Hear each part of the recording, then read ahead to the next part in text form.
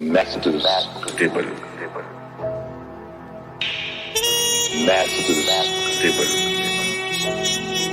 Master elements. Masters Dibble. Masters Dibble. Racism, white supremacy is a dynamic system for the ultimate purpose of white genetic survival on the planet. White supremacy.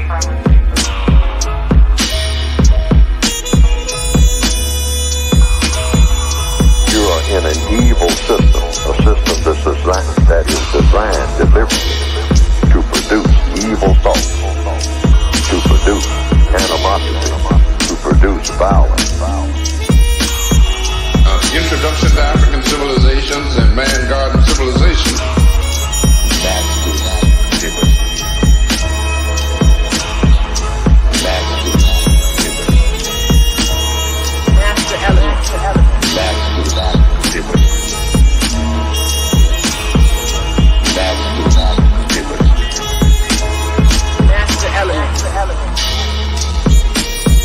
We dedicate lives to the study of history. They didn't tell us that if you give up the land, you're going to take one of these things and it's worse and it will destroy your nation.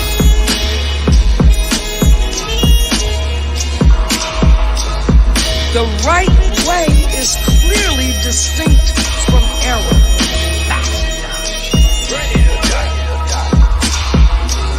Racism is a competitive relationship between groups of people who are competing for the ownership and control of resources, wealth, and power.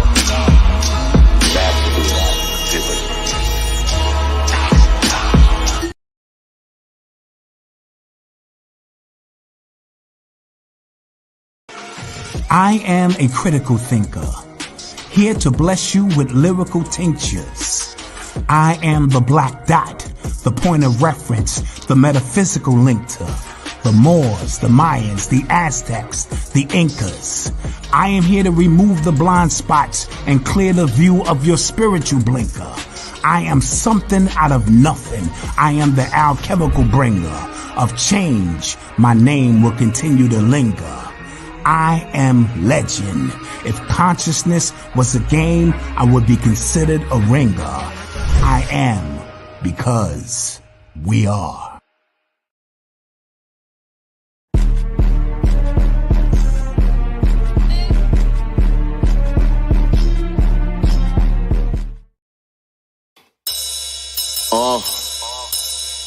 Yeah, like that. Let's see what's in the God's mind. Listen. All right, here we go, family. Here we go. We are here. Let me get my stuff together over here. All right, peace to the family. Welcome to another episode of Sincere Love, the Godcast. I am the God Sincere Love, and I am here with my lovely co-host, Nyctee Gurl. We in the digital building for another Sunday. What's going on? What's good, How y'all everybody? feeling? I feel great. I feel great. Rocking my natural hair. Yes, indeed. Yes, indeed. Rocking my natural. It ain't moving. But yeah. I thought you was gonna cut it. So what had happened was I want to, right? So there's a lot of things. The main thing that I want to do, honestly, is I want to get my hair locked. That is really what I want to do more than anything. It's just the process. It's such an ugly process. Yeah, You know, usually the process. Usually you Yeah. got a little ugly phase. You Usually got that the goes through a little ugly phase. or whatever. But I think now with the techniques and stuff that they got now, stuff that they do now, as long as you going to get your retwist and all that on a regular, I think you're good. Yeah, but that's what I want to do. I really want to lock my hair. Until you really get that hang time.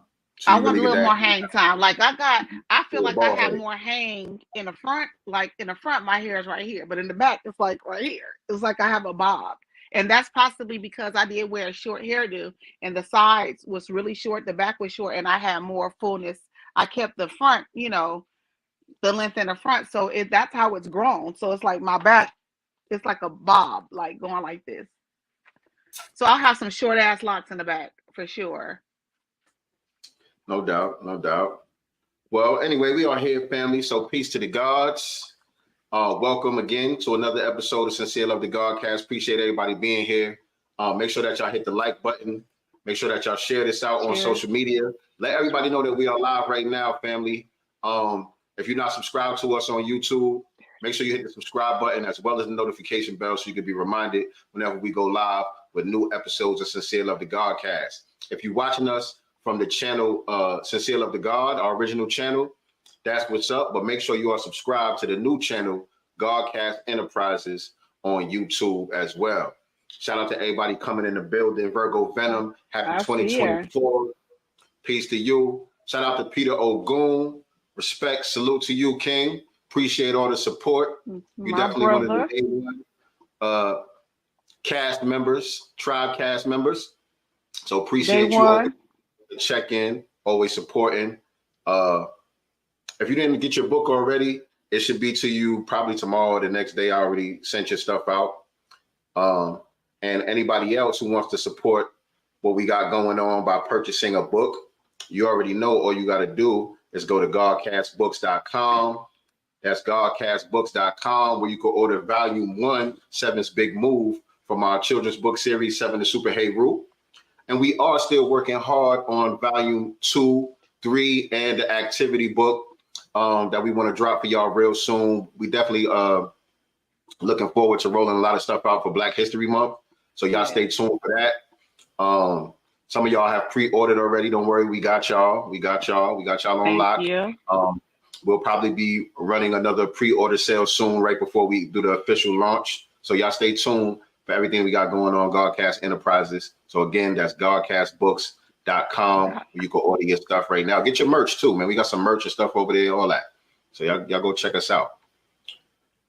Yeah, I already knew based on today's topic when I was writing the title for today's broadcast, I already knew we was going to get the Moors and the Hebrew Israelites pulling up saying, yeah, neither one, brother. We ain't African American and we ain't black. Yeah. Black means dead and all of this stuff. We Hebrew Israelite. We the Moors. Okay. We're going to get into all that. So yeah, that's today's topic, man. Prompted by I was about to say Mace, but Cameron bring him up. Yeah, Cameron on his broadcast. I didn't even see the whole thing. I don't know why it came up, but it was a clip that been going around on social media where he was saying he'd rather check black than African American. I guess he's talking about like on application or whatever.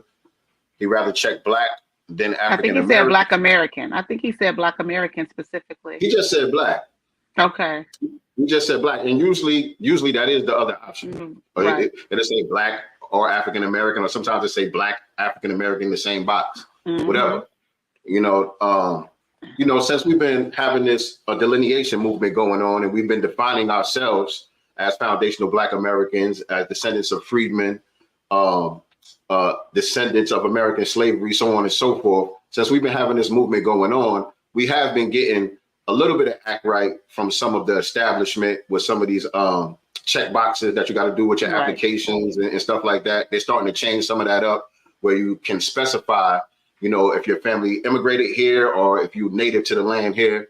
You know what I'm saying? They still got to clean some of the language up to really get it more airtight, especially when it comes to our reparations claim and some of our justice claims that we got that are specific to us. We have to be very clear about who we talking about when we discuss these things. And so Cam put that video, that clip went around.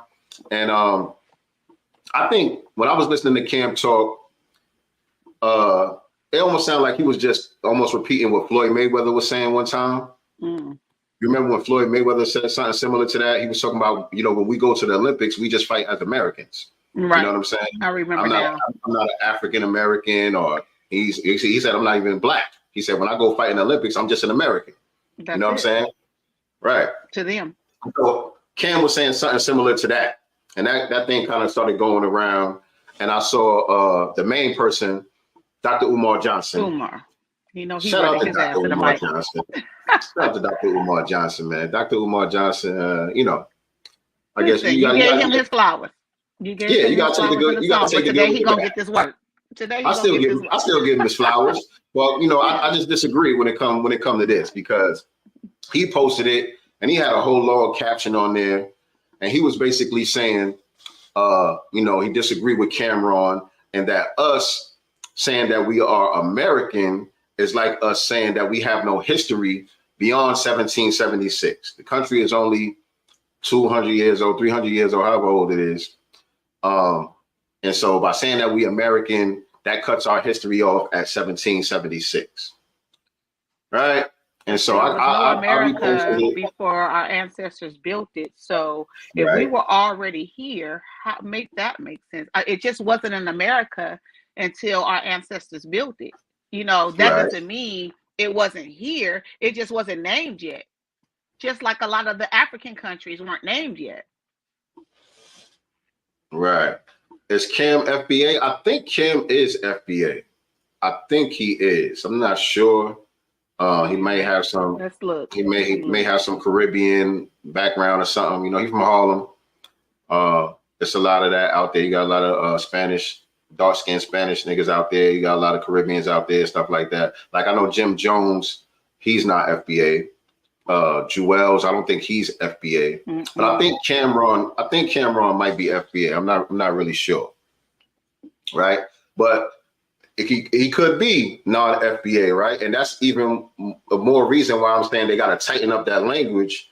You know what I'm saying? When we talking about these justice claims and our reparations claim, because many people could say they Black American, right?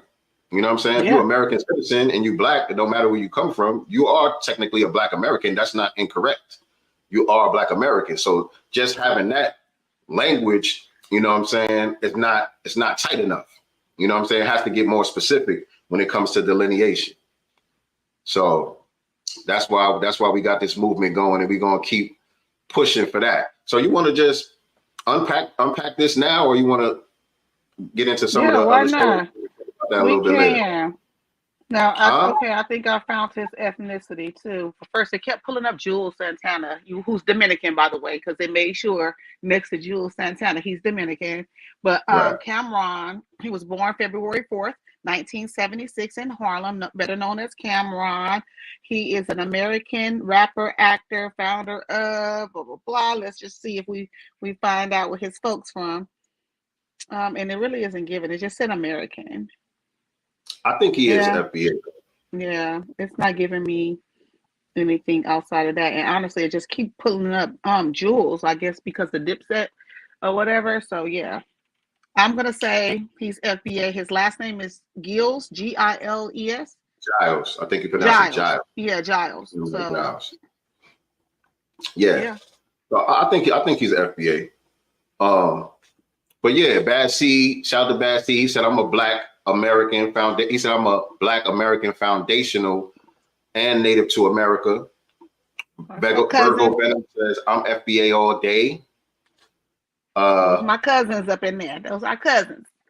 I'm not into religion, so I'm not connected to any of those other terms. You're talking about like the Hebrew Israelites and all of that. That's a good point. Yeah. What Cam said wasn't a lie. Is Cam FBA? He FBA, Jules and Jim Jones are foreigners. That's what I thought. Right. Yeah.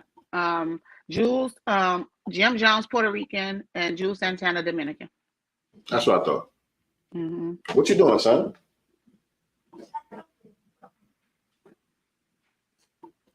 All right. So yeah, man. So the thing that made me want to talk about it was Dr. Umar's response to it. You know what I'm saying? What's up? You want to say peace? Hola, ¿cómo estás, everybody? Muy bien, ¿y tú? You Spanish now? All right.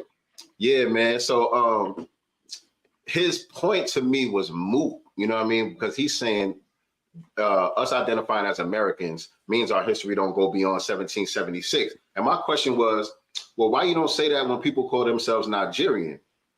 Because Nigeria is not even 100 years old. You know what I'm saying? And many countries all over the African continent and throughout the Caribbean are very new nations. Like South Sudan. Say what? Like South Sudan. South Sudan. When was South Sudan When did South Sudan become a nation? Come on, help us out. July 6th, 2011. 2011. Yes. They just 7. Are you sure? Wait a minute. Yeah. 7. 2011. Yes. South Sudan just became a nation in 2011. Remember, these places have all been colonized and chopped up and renamed by the colonizers. You know what I'm saying? And so the land has been there. The land is ancient. The people obviously are ancient, but that's no different than here. The land has been here. We've been here. We ancient people, but the nation is the nation is relatively new, right? But when somebody says that they're Nigerian, son, go in the other room with that. When somebody says that they're Nigerian, or somebody says that they're Sudanese or whatever, any of these countries, even Jamaican, which only came around, I think, in the 1960s, became a nation. These places are not that old, but people wave them flags and they call themselves by that nationality. Nobody questions it. Nobody says that. And they do it from here. So none of them are really waving their flags over there. Most of them over there trying to get on the next inner tube over here. And the ones here are preaching all this talk from here. So my thing is, go back and tell that to the people there. No, real talk. You need to go over there and preach that over there, because I feel like as foundational Black Americans, we've been doing the African talk. You know, we can go all of, you know, definitely the 60s for sure, you know, 70s for sure, with the dashikis and the African medallions. Even in our era, you know, growing up in the 80s and the 90s, you know, when hip hop was kind of not born, but, you know, really, really popping, we've been pushing that message for a long time as FBAs. Absolutely. Absolutely. We could go to, you know, Stetsasonic, Free South Africa, you know, us wearing the African medallions and all of that stuff. You know what I mean? Even me, I pointed out many times. I got Africa tatted on my arm. You know what I'm saying? I have it right here. I understand we got African DNA. Nobody denies that. Nobody hates themselves because they don't want to call themselves African. No, we have to be specific when it comes to the things that we are talking about. Yeah, we ancient people. We first of all, I'm from the nation of gods and earths, right? We students of the most honorable Elijah Muhammad. The most honorable Elijah Muhammad taught us that we gods of the universe. Period. So claiming one little particular landmass on the earth means nothing. The entire planet belongs to us. You know what I'm saying? But when we're talking about lineage, when we're talking about ethnicity, we have a unique history. And we built this country. You know what I'm saying? So our uniqueness should be pointed out. It should be celebrated. We're the ones who have done ourselves an injustice by ignoring our own uniqueness for far too long. Yep. For far too long, we've ignored our own uniqueness. We've just been, you know your camera's off, right? I do. I was grabbing my my charger. Okay. All right. Yeah. So you know we've been just allowing ourselves to be minorities and people of color and African Americans and whatever other people decided to label us for the longest. You know what I'm saying? And so for the first time in forever, and over the last, not even a decade yet, but going on a decade, we've decided, wait a minute, this is not serving us. You know what I'm saying? Trying to form this coalition and hold hands with everybody that got melanin in their skin. This hasn't been serving us. In fact, this has been working against us in many ways. Especially, you know what I'm saying? And so we tapped into the teachings of Dr. Claude Anderson. You know what I mean? Who has been screaming at the top of his lungs about our uniqueness and how we need to stop labeling ourselves with all these other labels and identifying with all these other labels and talking about our specific justice claims and our specific ethnicity. We started tapping in with that and saying, yo, you know what? That makes sense because everybody treat us like that anyway. Everybody been delineating from us anyway until it's convenient for them to latch onto it when they want to get a scholarship or something. You know what I'm saying? When there's some type of benefit to be had by identifying with us, then we all black. We all the same. You know what I'm saying? But any other time, they wave their flag. I know black. I know black. I know black. I'm Igbo. Okay. Dandelion. Dandelion says Tariq Nasheed has given you a new name and some talking points. You should run with it. So what's incorrect? What's incorrect about the talking points? What's incorrect about it? Is there a group of people here in America that are unique and different from all the other black people that immigrated here? Yes or no? Is there a group of black people who are the only group of people that built the country? Is that true or is it not true? And please don't come up here talking about the Chinese and the railroad. Tariq Nasheed did help to boost the signal, but again, the foundation comes from Dr. Claude Anderson. And he's always said that. Dr. Claude Anderson been on that for decades. And Tariq always credits him with that. Tariq always credits Dr. Claude Anderson with that. Right. Right. So you could give the credit to Tariq Nasheed if you want to give the credit to Tariq Nasheed. But again, what's incorrect? Is there a group of black people here who have been here longer than anybody else? It's either true or it's not. It's either true or it's not. Is Nigeria a new country that was named by a white woman in the 1960s or something like that? Is that true or is it false? And if it's true, how come it's okay for them to claim that? And they're not looked at as self-hating Negroes? Or when they identify as by their tribes, why aren't they looked at as divisive? Because you guys are all in Nigeria. Right. Regardless of the tribe, you know what I'm saying? Guys should still be one people. They're over there fighting over tribe. They got tribal beefs over there right now. And no one is talking about it or holding them to the fire about it. Yeah, Dandelion, correct. No one is stopping us. You are correct. No one is stopping us. We are self-identifying. And that is a form of power, family. That is a form of power when you name yourself. And we're not the only ones or the first ones to do that. Every tribe that you have in Africa can be traced back to a specific individual or a specific event where that tribe was formed. They came together under a common ground, a common history for whatever reason. They built a bond amongst themselves based on the circumstances that they went through as a group, and they became that tribe. That's how tribes are formed. That's how ethnicities are formed. What we're doing is nothing new. Yeah, well, but what's new is... That sounds like a projection, Dandelion. I'm gonna drop the link.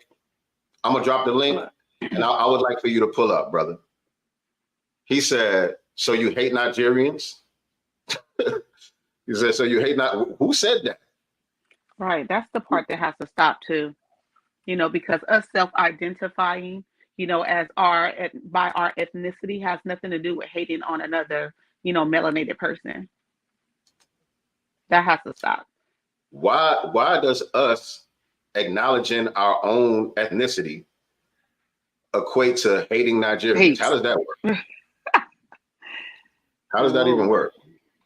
So I don't know where you're watching us from, so I'm going to drop the link in all of the chats. I don't know if you're watching from the GodCast channel or Sincerely the God channel, but that's your personal invite, brother. Pull up, and let's hear what you got to say. Pull up and let's hear what you got to say. Let me look over here. Give him a shot, Peter Ogun. Give him a shot, Peter Ogun. But yeah, I'm just following Dr. Umar's logic, right? He's saying if we call ourselves American, that means we have no history beyond 1776. So shouldn't the same rules apply for all of these other groups? Right. Who identify themselves with these nationalities where the nation is younger than America. So if we follow that logic, shouldn't the same rules apply? And if so, how come they don't get the smoke? How come it's only us? Right. How come it's only us? And again, it's not about hating anyone. Dandy Yankee, turn your camera on. I mean, Dandy. I didn't mean to disrespect you on purpose. That was, I don't know why I called you Dandy Yankee, but Dandy Lion, turn your camera on. I don't see him. Yeah, he's back here. He back here. But turn your camera on, brother. Respect to him for at least pulling up. I need you to turn your camera on because I want to see your hairline, brother.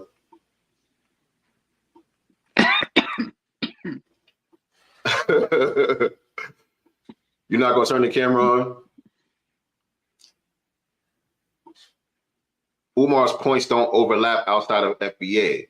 He says stuff that he never applies to the other way around. Facts. It's a contradiction. Always. It's a contradiction. And who's been more Pan-African than us? Who's been more Pan-African than Black Americans? Look, I was talking to Dr. Ma'at the other day. I was on her live on Instagram the other day. Shout out to Dr. Ma'at. We all know our sister. We all know our sister is a staunch Pan-Africanist. Yep. You know what I'm saying? She goes hard with Pan-Africanism. And so I was talking to her on her live the other day, and she pointed out, she said, look, foundational Black Americans are the ones who invented Pan-Africanism. We the ones who started Pan-Africanism. That's the reason why, for the most part, we're the only ones who embrace Pan-Africanism historically.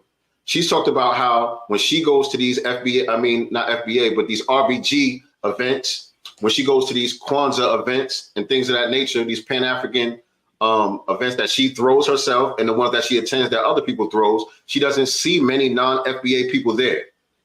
For the most part, it's only FBAs who pull up. And me, myself, I've performed at a lot of RBG events.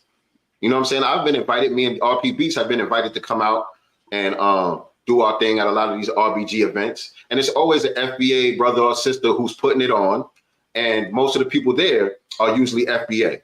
The only exception I would say, in large numbers is Jamaicans. The Rastafarian sector of Jamaica.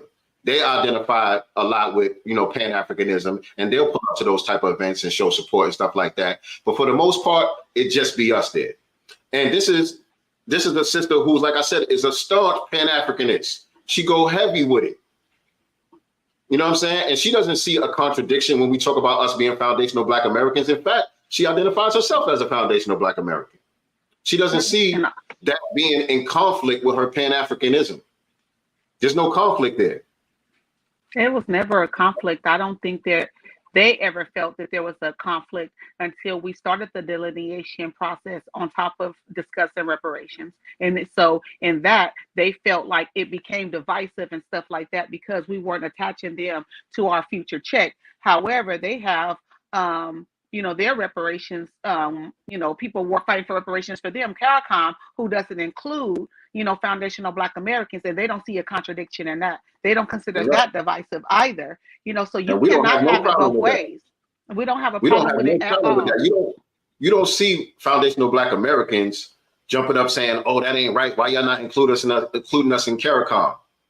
It's not our claim. It doesn't make sense for us to try to tether ourselves to that. What sense does that make? Right. Dandelion, turn your camera on, brother. For what reason? Turn your camera on, brother. Why not? You talking about I'm scared? Turn your camera on. You said you wanted to check out my hairline, right? All right. Well, I already hear your accent, so all right, there you go. Let's talk. There you go. Let's just talk. Or do you want it to be just you talking and no one say anything back? We could talk. So what are you complaining about? I'm not complaining at all. What you got to say, brother? You are complaining. You're acting like people are stopping you from calling yourselves what you want. No one's stopping you. Go ahead and call yourself FBA, ADOS. No one cares. It's like you're trying to make a problem when there isn't one. I already agreed with you on that. Nobody is stopping us. We're doing it. Nobody's stopping us. You brought Nigerians. I didn't bring them up. You did, and I just said, "Why are you bringing up Nigerians?" Like, I'm just going to be honest. Let me be honest. Just to let you know, I'm Nigerian, by the way. Just so, Okay, with a British accent. and I've noticed, yeah, that's right. Yeah, I'm from the UK. But yeah, anyway, what I'm saying is I've noticed whenever I hear these, and by the way, just to let you know Tariq Nasheed, I used to make videos back in the day when I used to go against white supremacists. He used to share my videos, funny enough. Why you so stop? It's just strange. I got You said when you flagged used down. to. You said you used to. So why did you stop? Got flagged down. I just told you I got flagged down. My channels got flagged down. This was like 4 or 5 years ago when he was going against Jared Taylor and all those other people. But yeah, anyway, all I'm saying is I've noticed you people that call yourselves FBA, all you talk about are Nigerians, like they're stopping you from getting your checks or anything like that. I'm just. What did I say about Nigerians? What did I say about Nigerians? Centered themselves. First of all, Nigerians centered themselves in the conversation. Like you're doing right now.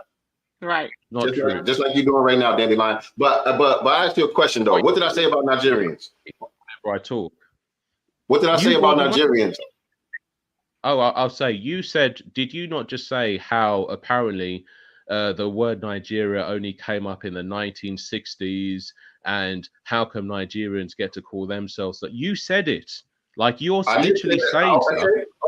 Okay. I said that. Now, what's the problem with me saying that? Is it a lie? Did I lie? Sir?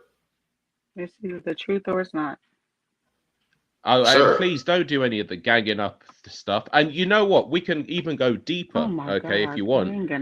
Hold on, though. Hold on. I don't want you to go all over the place. I don't want you to go all over the place. I want this to be organized as possible. Right? Let's have some order. Right? So you just said, of course, I have a problem with Nigerians because I pointed out the fact that it's a new nation that was just formed in the 1960s, and nobody has a problem with some British woman, the country that you fled to. Exactly. And were you saying that in an insulting way?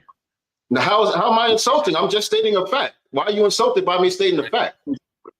Because you refer to it, you say by some white woman. Didn't you say is that true or is it not? Oh, yes, but be honest. Did you mean to be insulting when you said I don't mean to be insulting. I have no reason to insult Nigerians. I have no reason to insult Nigerians. The only thing I was doing was following the logic of Dr. Umar. Dr. Umar said, since the United States was only formed in 1776, if we call ourselves Americans, that means we have no history beyond that. And so I'm just applying the logic. So is the same thing? Is the same thing true for Nigerians? If someone says they're Nigerian, does that mean that they have no history beyond the 1960s? I think it was 1966 or something like that. Oh, in that case, I wasn't aware. Oh no, let me just finish. I'm going to say this. I only literally came in 5 minutes ago, so I wasn't aware you were referring to Dr. Umar. So I can be a man and say, you know what, I was incorrect in the way I thought you were coming off. So it's as simple as that. There's nothing for me to argue about. I didn't know you were talking about Dr. Umar. There you go. All right, wait, you got anything else to say? No, I just think it's interesting. I'm just gonna say, there's no need for anyone to be divisive or anything like that. At the end of the day, I think a lot of what Tariq Nasheed says and Dr. Umar, they're two sides of the same coin as far as I'm concerned. One's too pro Pan-Africanism, the other one's too anti. And I just think they exaggerate stuff on purpose. Like, that word akata. And apparently that's the biggest word. Apparently Africans just go around calling people that. That's the most ridiculous thing I've ever heard. I hadn't even heard of that word until someone posted on YouTube some movie with Denzel Washington. How long ago did your family flee from Nigeria? There you go again. Why did you use the word flee? How'd you get to Britain? We didn't flee. We traveled. That's why we got passports. Why? Have you traveled abroad before? Why? Hold on. I'm asking a question. Why did you decide to go from your native country to the country that colonized your country? Why'd you make that decision? Hello? What? Yeah. Can you hear me? Oh yeah, no, yeah, it just cut out for some reason. Okay, have you got a passport? My question is this. Why did you decide to leave Nigeria and go to the place that colonized Nigeria? What made you make that decision, or your family? What prompted that? Oh, my family. Oh, because obviously it's just a better country in the UK than in Nigeria. That's called fleeing, all the resources sir. That's called fleeing, sir. No. It's called being sensible. Okay, so a bunch of people in the UK have gone to Nigeria. Okay, white people. Are you saying that they fled the UK, or did they just see a better way of life over there for themselves? That's called imperialism. That's called colonization, because you don't see the opportunity and a reason to stay in your homeland, but they do. They see opportunity, but the opportunity exists for them, but it doesn't exist for you, even though that's your homeland. So the reason why you're in the UK is because you had to flee because of lack of opportunity. I'm not saying that to diss you. That's just what it is. Right? Yeah, I don't know. I think it's just the word flee. It just has negative connotations, and I believe this is my opinion that the word flee, the way you're using it, flee is more like something like a civil war, like you're scared to death, you're going to die or something. You're leaving because you're in fear of something. There's a big difference between, let's say, someone from Sweden moves to Germany. You'd never use the word flee because obviously these are European invasions. Exactly. So I think you. But in that case, those people don't even need passports to move about like that. They don't even need a passport to go from that country to that country. Yes, you do. Not white people. They can move. They can move throughout Europe freely. Whenever they feel like it, they can pick up and go anywhere in Europe they want to. In the UK, just to go to France, okay, which is way closer than these other countries, you have to have a passport. All people have to have passports. That's why we have them. Have you actually traveled? Why you have the issue with the term? We've traveled. Just because we don't talk, just because he brought up fleeing doesn't mean that he hasn't been out the country, sir. No, I'm asking him because he just told me that apparently you don't need a passport. People in Europe don't need a passport to go within Europe to other countries in Europe. That's ridiculous. So I'm asking, what does he know about? It was a false equivalent that you made about somebody going from Sweden to Germany. That was a false equivalent. And you made a false statement. Okay, just be a man and admit it. You don't know what you were talking about. There are certain countries, perhaps not all, so I could be wrong about Sweden, Germany in particular, but there are certain countries throughout Europe where you don't need a passport to go back and forth. Is that correct or incorrect?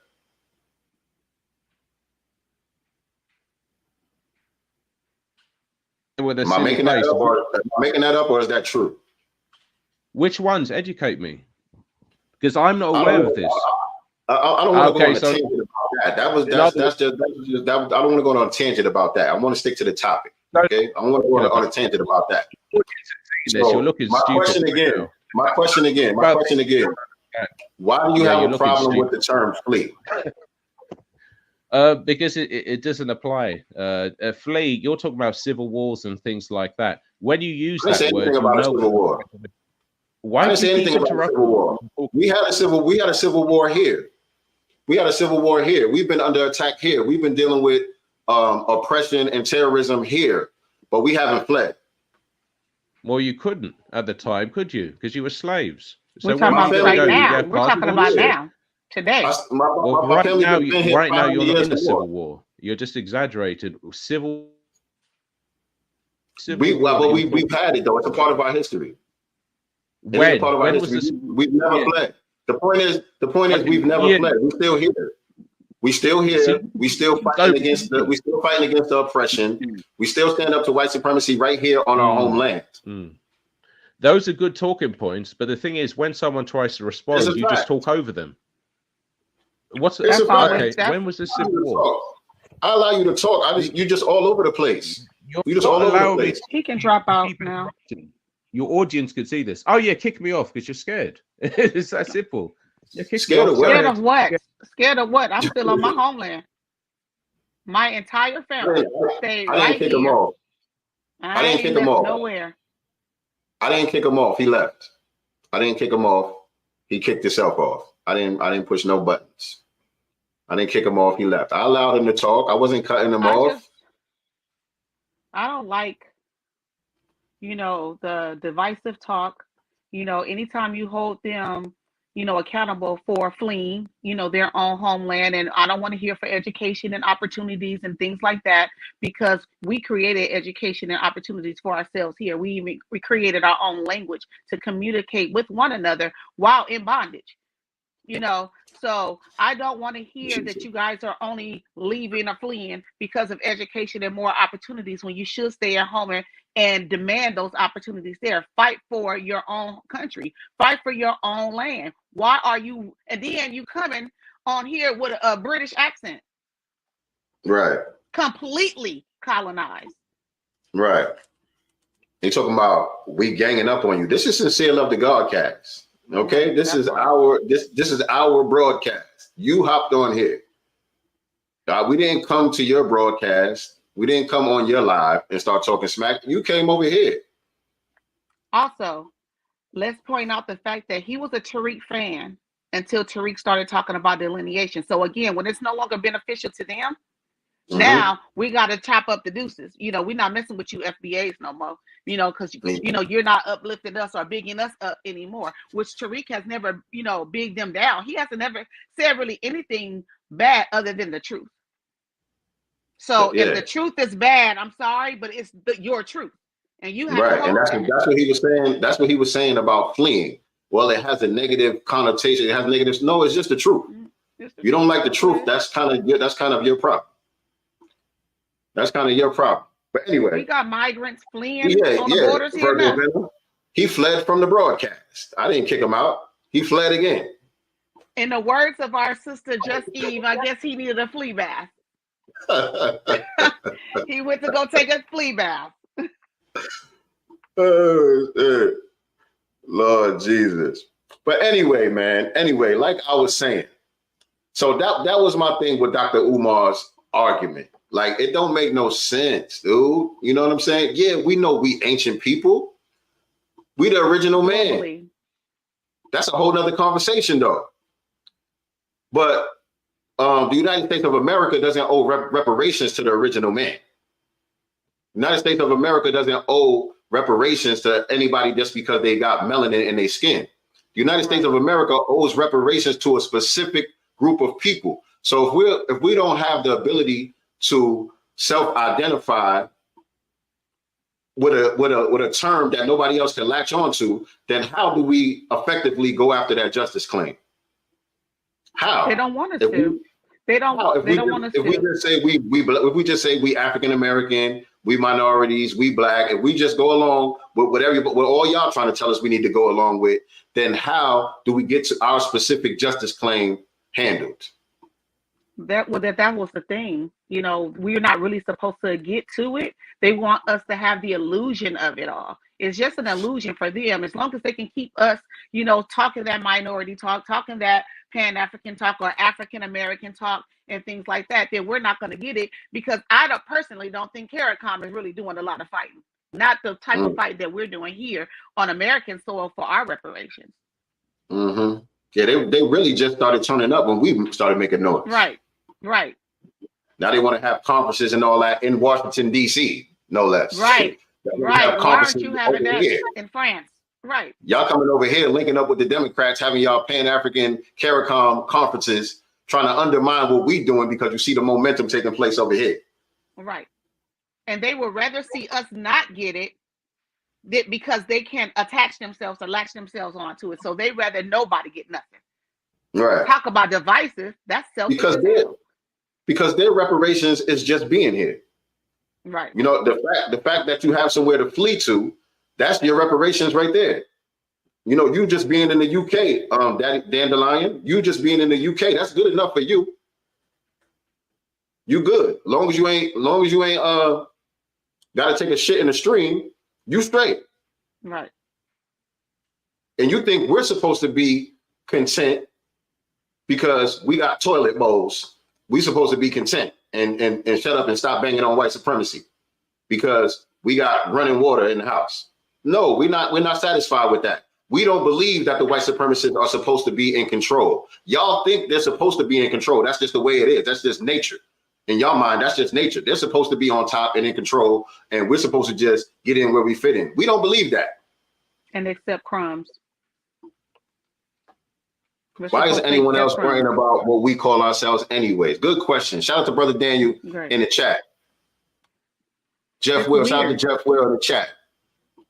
I feel like it's weird. I feel like it's very weird, you know, and I feel like we're delineating really from the term African American more than anything. You know what I'm saying? Right. We're just self-identifying because we understand that we have a justice claim in this country. And the fact that that's not being respected, you know, by other melanated people, that we have, you know, made a pathway for to come here to America. And I'm not talking about, what's his name? Brother Danny Lion. I'm just talking about others that come here, you know, to America. We've made a pathway here, you know, for our brothers and our cousins, you know, from the African diaspora as well as the Caribbean to come here. So for us to, you know, kind of be called divisive, you know, and argued with all the time about delineating ourselves, you know, and separating our ethnicity from theirs for our specific justice claim here in America, I feel like that's divisive. That's very selfish, and it's anti-FBA to me. It is. It absolutely is. It absolutely is. And the bottom line is, it has done us more harm than it has done us good. Nobody can point to the good that it has done. Nobody can point to the gains, the accomplishments that came out of so-called Pan-Africanism. We've done more in the past 7 years than we did in 100 years trying to link arms with people who ain't trying to link arms with us. Right. We've accomplished more in the last 7 years than we've done in 100 years. Right. We got the mainstream political establishment forced to talk about our issues, even though they're trying to talk around it. But before, it was just completely ignored. It was laughable. Bringing up reparations was just laughable. Now they are forced to have to contend with it because of what we've done over the last 7, 8 years. Right. So all of these other movements that have been around 80 years and all of that stuff, they haven't moved the needle. So we're going to continue to do what we're doing. We're on the right track. Everything that we see, all the pushback that we're getting is actually good. These are good signs. These are signs that we're doing the right thing. It forces people to reveal themselves. It forces people to reveal themselves. Yes. You know what I'm saying? So, exactly. Because just because you're wearing our uniform, now we can really tell who's who and what's what. Because trust, we still rock with people throughout the diaspora. We still rock with people on the continent and in the Caribbean who are on code. We still rock with them. It ain't like we saying you non-FBA, so you the enemy. No, that's not the case. That when y'all say that, that's just a projection. It was never the case. That's just a straight up projection. And we hold our coons to the fire too. Always have. Our coons. Always have checked our coons. So they can't say that has been the case. I just feel like they feel like they're not going to benefit from our fight because of the delineation. As long as they were going to eat off of it, they wouldn't have a problem. Even if we considered us, even if we delineated and said, or just used the term FBA, but we were bringing them on to the reparations claim, they will be fine with the term FBA. Yes, FBA, my brother. But because we said we're FBA, we're delineated, and our justice claim is specific to our group, now it's a problem. So the problem is obviously resources, money. The fact that you have to lie says a lot. Dandelion, because I didn't kick you off. You left on your own. Right. So the fact that you gotta lie, go in the chat and lie, that says a lot right there. Because look, if that was the case, I could block you from the chat. I'm not blocking you. Right. I'm not blocking you. Stay where you are. Identify yourself. Who goes there? And again, Dandy, you were a Tariq Nasheed fanboy, you know, until the delineation started happening. So you don't get to come wag your finger about Tariq Nasheed over here either. Because he's not talking how you want him to talk now, he's not your friend. And you clearly still listen to him to this day. So you're still a fanboy. Right. And before we brought you on the panel and before I heard your accent, I already knew you was non-FBA. That's why that hairline didn't come on screen. I already knew you was non-FBA because really, I can add an extra finger on this forehead, and I'm FBA. Right. It's really only non-FBA people that have a problem with what we're saying. not all, but you know what I'm saying? The ones that have a problem, 9 times out of 10, it's a non-FBA person. You do have FBA people who sometimes are confused. That's all it be. When the FBA person kind of giving you a little bit of pushback, usually they're just confused. You know what I'm saying? Once you talk to them a little bit, if they actually listen, usually they'll be like, oh, okay, I see what you're saying. That makes sense. That's what we see happening with Cameron. People like Cameron. You know what I'm saying? They're not a part of the movement, but they've been hearing, you know what I'm saying, what's going on out here. And so automatically as an FBA person, it clicks. It makes sense to him. You know what I'm saying? It just automatically makes sense to him. That's why he went on his broadcast and said what he said. And he also said that they don't like us. And that add that part on there. And let's be clear, we've seen a lot of anti-blackness from, you know, our brothers and sisters from the diaspora. We have to own it. We have to say that too. And I'm tired of y'all whining about being called an African booty scratcher in 3rd grade. That's just what we do. We called each other that. If you had a deeper melanated skin, we called each other that. We were not singling out Africans. Right. I was all type of African booty scratchers as a kid. I remember that. Man. I never went to school. That's the thing. That's the thing. I really didn't want you to run, but you know, you had to flee. That's what you do. I really didn't want you to run though, because I wanted to get to the point where you brought up the Akata thing. You brought up the Akata thing, and you was about to try to remix the definition of Akata. You was about to try to tell us that was something good, actually. You was about to try to tell us why we tripping over the word Akata. That's not even a bad word. That's what you was about to tell us. I really wanted to get in that, but you bouncing all over the place. That's what y'all do. Just bounce from topic to topic. Don't, you know, I'm trying to get you to stick to one topic, but you all over the place. But it's all good, because I really wanted one of the Hebrew Israelites or one of the Moors to pull up. That's who I really wanted to pull up, because I already knew once I put the title up. Once I put the title up, I already knew they were coming. We ain't black. What's the nigga? What's that dude? What's his name? He hates Tariq too. You know, the one that got slapped in front of the museum. Taharka. We might get him up in here. Taharka. And what's up with him and the other Pan-African dude, Bucci Bear, banging on each other now? Yeah, I saw. Well, you know, I thought they was buddy buddy. I thought they was buddy buddy. Well, they done flipped on each other, and that's what they do.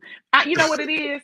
Those people are not trying to, you know, educate, you know, people on anything. They're there for content, and that's it. Everything is really just content. And we know that putting Tariq Nasheed up in, you know, the headline is obviously going to get views, but they're there for content. That's what I've come to the conclusion of. Those are content creators. There you go. There you go. Yeah, man. I need some pointers, man, because we ain't good at the content creation side of things. We ain't that good at it. We don't have no drama though. We don't have any drama. Word up, man. But yeah, I really wanted to hear from one of the Hebrew Israelites or one of the Moorish brothers to come on and tell us why we ain't black, or why we shouldn't call ourselves black or whatever. It's in the Bible according to the Hebrew Israelites.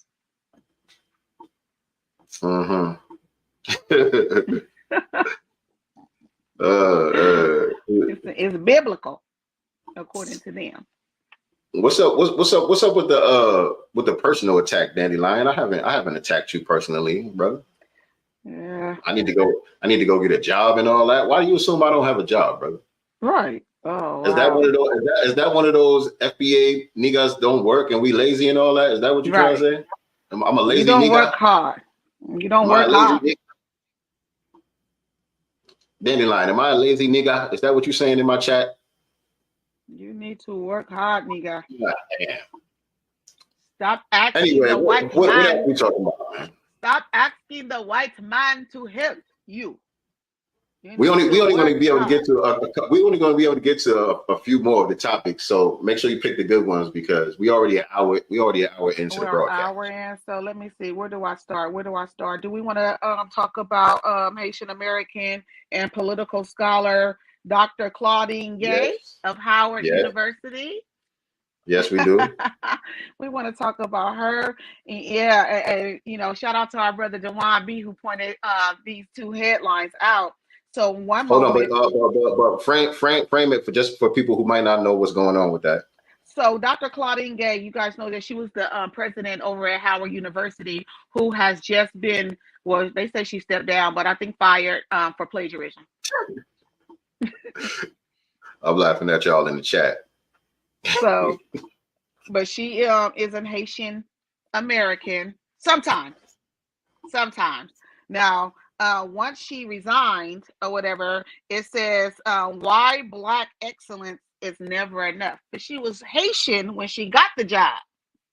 Wait, okay. So you're saying, all right. So the lady who was the president of Harvard, she recently had to step down and resign because of claims of plagiarism. They said she was copying other people's work and all that.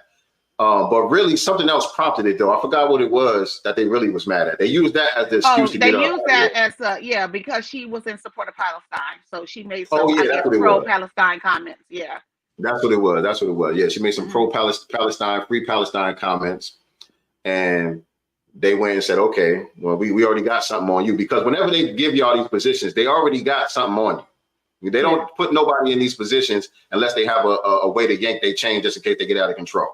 You know what I'm saying? They always got something on you in the first place. And so you're saying when she got appointed to this position, she was the first Haitian American president of Harvard, right? It was all about that, waving that Haitian flag. It was all about Haitian American woman, because, you know, they want to also separate melanated people from their counterparts. All the markers. We're trying to get all the markers in there. So it was Stand Up Haiti and Black Girl Magic and all that. Yeah. Now that she's being fired, probably unjustly, like I said, you know, it's probably, you know, there's some bullshit that they probably on for real. And so now that this is happening to her, they want all Black people to get in line and fight for her and stand up for her. So now she's just Black. She's not Haitian no more. Because now you need some of that FBA. You need some of that FBA lineage to come and fight for your ass. So now you're just Black. And y'all seen her husband? I haven't. I just put him over there. And look at you can pull up her husband. I have a nice picture of her and her hubby. Oh, okay. Let me show y'all.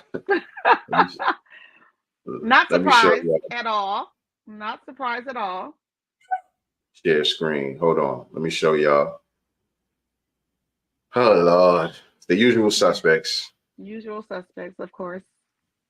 The usual suspects. So there you go. Why don't you ask the divestment community to stand up for you, and the swirler community and the divestment community? Why don't you see if they got your back? Right. Does he even got your back? I wonder if he even got your back. Who is he anyway? Weird looking couple. Yeah. Yeah. Well, love is love. Love who you love. Love who you love. So yeah. I love Black people that love other Black people. That's Miss Claudine right there. So I'm rooting for Black people that marry other Black people. All right. So who else do we have? Oh, I thought this was shitty. Yes, I'm cussing. This was shitty.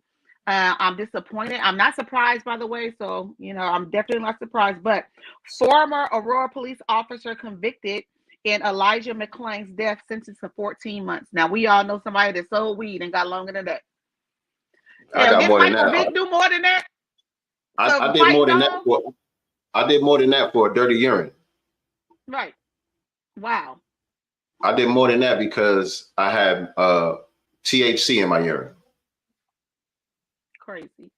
Michael Vick did more than that, or was sentenced to more than that for fighting dogs. Right. 14 months. And he's you know, being handed his sentence with the fake tears.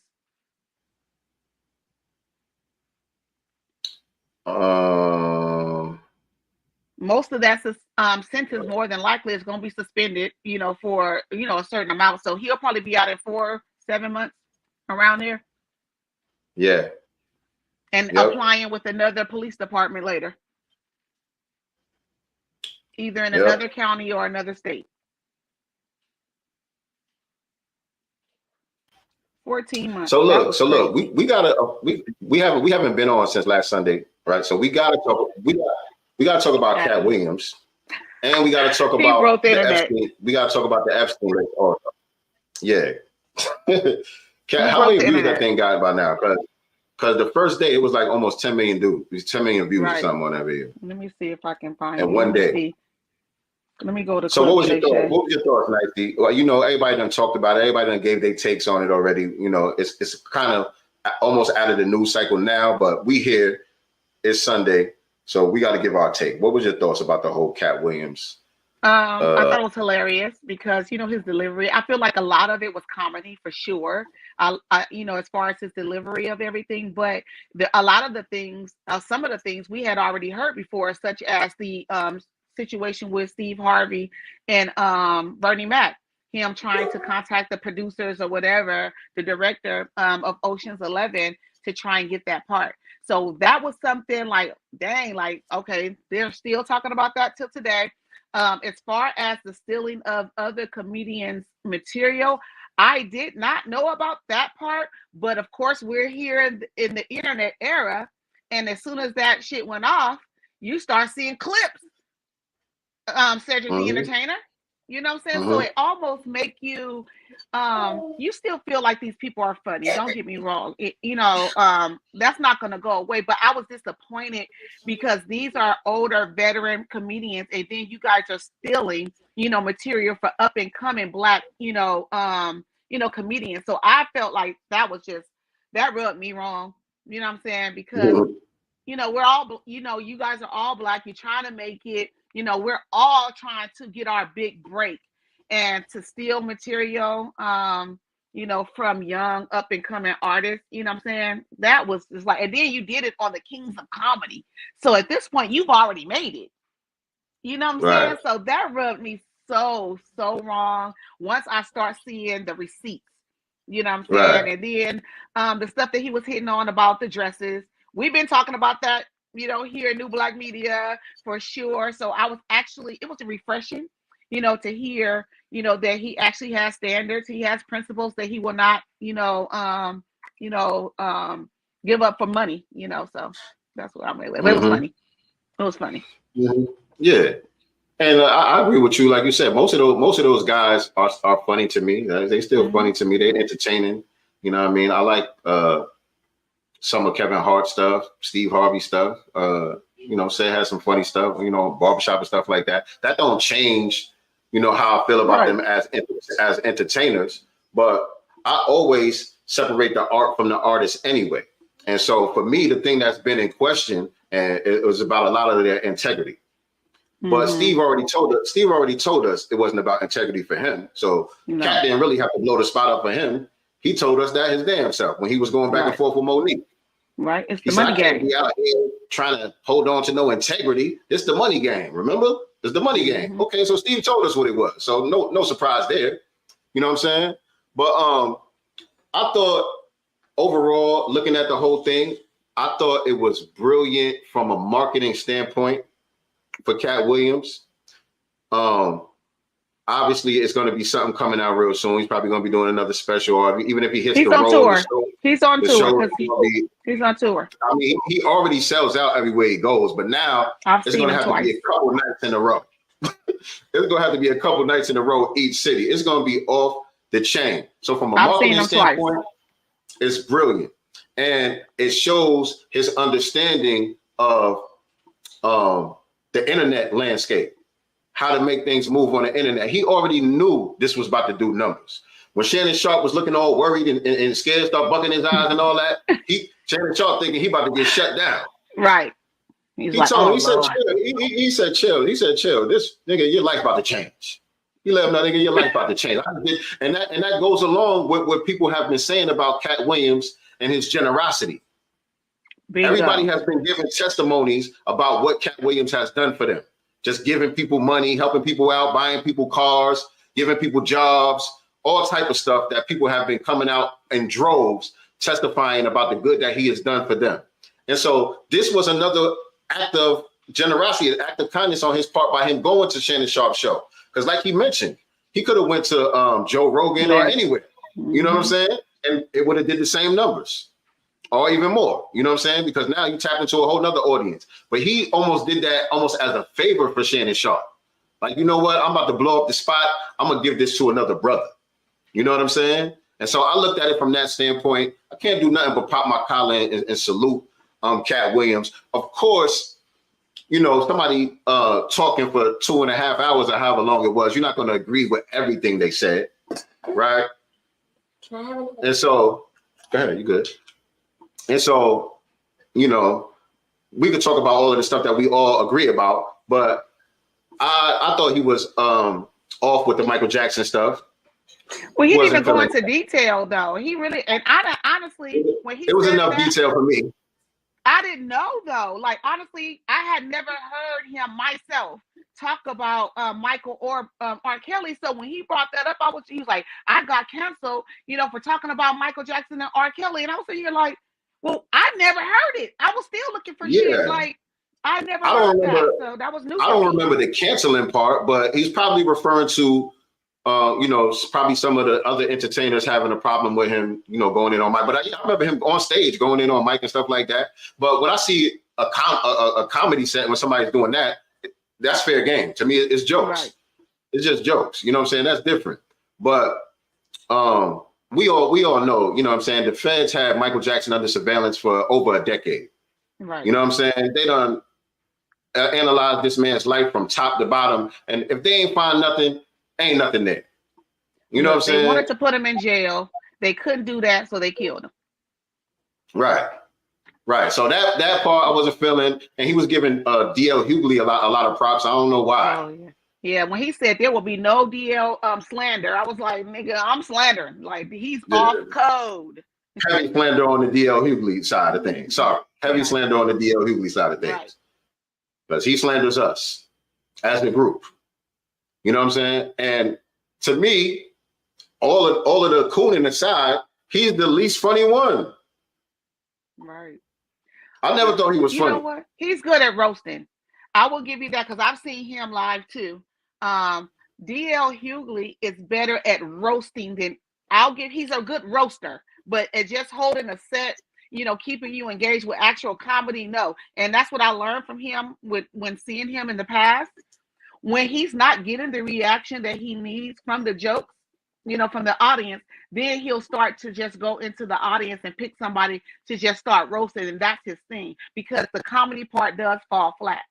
So if you look at any videos, even with him, majority of his stuff is just roasting people. That's what he's good at. Right. And that's another thing that I wanted to say too. Shout out to Bad C. He said Cat Williams, unfortunately, is an Obama Biden supporter. So that's the other thing that I wanted to point out.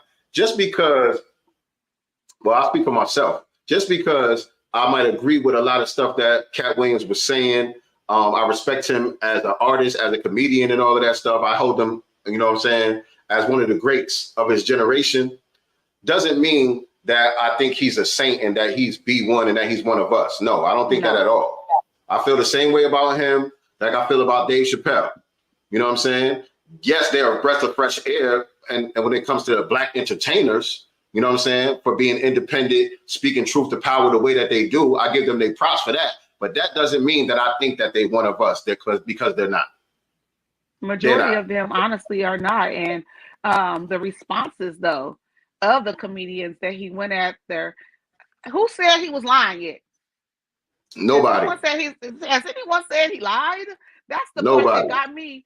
And I have to agree with Charleston White on this one. This, you know, it's hard with him, but he said Ludacris responded with a jingle. I hollered when he said he was like when he said Luda, he was like, how you respond with a jingle, my nigga? Like you supposed to like, heck no, you know, you supposed to speak. He said this nigga responded with a jingle. I was done when he said that. That like was so funny to me, but none of them really said anything, you know, like, oh, he's lying. And then what's his name? The skinny one, that water dress, what's his name? Smiley. Yeah. I want to ask you about that. I want you to ask about that. What did you think? Did you think Cat went too far bringing up his son's death and all that? Did you think that was a bridge too far? What was your thoughts on that? And y'all can respond in the chat too. What did y'all think? Some people had a problem with him bringing up Tavis Smiley, the death of Tavis Smiley's not Tavis Smiley. What's his name? Ricky Smiley. Ricky Smiley. Yeah, Ricky Smiley. Like, the way he said it, no, I didn't have a problem because he said for someone to have lost their son recently and you still on the couch lying. It was kind of like said like that. Now, did it have to be said? Probably not. You know what I'm saying? But again, you know, you guys are all comedians. Even though comedy can be below the belt, though.